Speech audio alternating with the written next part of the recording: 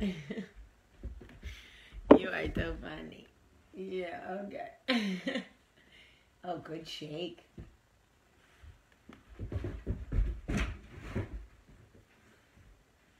You are so funny. You are so funny. Look. When he wants me to play, he paws at me.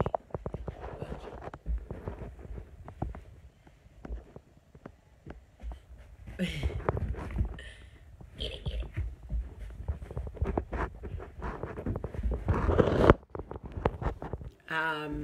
6:45 here. Good morning, good morning, good morning, good morning. What do I sing to you, buddy? I sing, good morning to you, good morning to you. Good morning, everybody, and welcome to Coffee Talk. How is everybody doing? I hope everybody is doing well. Oh, buddy, did you get it under my chair? Because I'm not going under there to get it.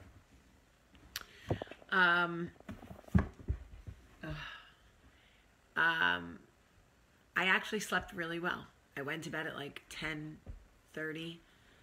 I was watching Designated Survivor with Kiefer Sutherland. So good. Hold on. All right, buddy. Go get it. Look, I threw it over there. Go get it. Look. Go get it. It's over there. Really?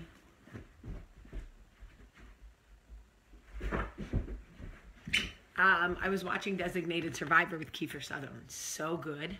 So good.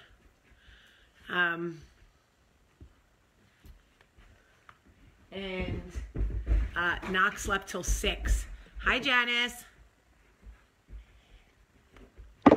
Your name calls out to me like a foghorn. Janice. Janice. Anyway, so yesterday's Coffee Talk seemed to really resonate with little Jamie trivia. Up until 2016, I said resignate. The word is not resignate. It's resonate. Just so you know. Anyway, yesterday's Coffee Talk really seemed to hit home with a lot of people. I was talking about when God wants you to make a move, he will make your current situation very uncomfortable. And a lot of people wanted to know, what does it look like when you ignore the signs? What does that look like? Because right now, there is somebody listening to this Coffee Talk who absolutely knows they should be making a move, but they want me to describe it to a T. Because in their mind, if I don't say exactly what they're going through, then maybe I'm not talking about their situation and they can somehow buy themselves more time in a situation they absolutely shouldn't be in. So I'll play the game. What happens when you ignore the signs? Well,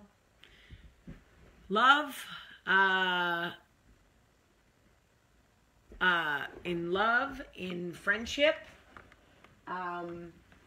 and in work, I can give you an example of each one. So I'll tell you examples I'll give you an example at work. A couple of years ago when I was working for a magazine, I had been hearing rumblings that the magazine wasn't doing well or making honest investments or taking honest money or whatever, but I didn't have any proof, and I really liked the girl who owned the magazine, so I tried to give her the benefit of the doubt. But what happens is your intuition starts to kick in. You start to see things that you know are not legit. You know. And you consciously choose to ignore the signs. As things progressively got worse, I started to notice that conversations that I used to be a participant of and included on, I was no longer included in. That was one of the first signs. And I was like, oh, well, maybe it's private. Maybe it's family business. Maybe it's about investors, and I don't do that, right? So guys, do not post links to any weird websites. I will delete them immediately, just so you know. You're not exposing anybody on Coffee Talk to anything weird. Thank you. So anyway, I started to overlook that. Then I noticed that when I would come in the office, if they were in conversation, they would stop talking and everything would be like, hey, how are you? It's good, you know, whatever. And I knew that they were talking about me. I'm not stupid. I'm actually one of the most like in tune people I know. In fact, if I have not called you out on your shit, it's because I've chosen not to at this point in time. Doesn't mean I don't know it. Doesn't mean that I don't have the proof. I know all of it. I just am not ready to deal with what I need to deal with. Anyway, I ignored all of those signs until the day that she came to my house and helped me put my kids to bed, and then terminated my contract because I was the Jersey Belle. And it was too distracting and it was off-brand. So the same reason she hired me became the same reason she terminated my contract at a year. So anyway, I was mostly mad at myself because for months I knew something was going on and I saw it very clear. And I chose not to do anything about it. I could have handled it much differently. I could have gotten ahead of it. But I chose to ignore the signs. I think it all worked out the way it was supposed to, but it was hurtful. And it made me very angry for a very long time. In love, the gentleman, the narcissist that I dated before Michael, just only a few weeks, months in, we went out to eat in New York City together, and he had too much to drink. And when I told him that it was probably safer for me to drive home, he threw the car keys at me and cut my face. Now, if somebody had said to me before that relationship, hey, if a man you were dating threw car keys at your face and cut your face, would you keep dating him? I would have been like, hell no. But I ignored the sign. I ignored the sign because I didn't want to give up, because I didn't want to look like a failure, because we had made such grand announcements about our relationship, because we had just started and I couldn't believe that it could end that soon. I was chasing the fairy tale. Whatever the reasons were, I ignored it. And what ended up happening was 2 years of hell. 2 years of me withering away to a shell of myself, physically, mentally, and emotionally. I became someone I didn't even recognize, somebody that my friends and family didn't recognize. No, it was awful. So I ignored it because I believed my love could change all of it. I was like some Stevie Nicks song. My love didn't change it. My sex didn't change it. Nothing changed it. It got worse.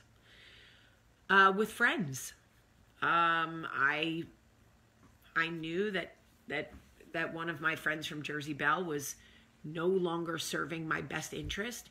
I couldn't prove it, but I knew it. My gut knew it. But everybody around me said, don't give up on her. She hurt people hurt. She needs you. She loves you. You've been through so much. You've been friends for so long.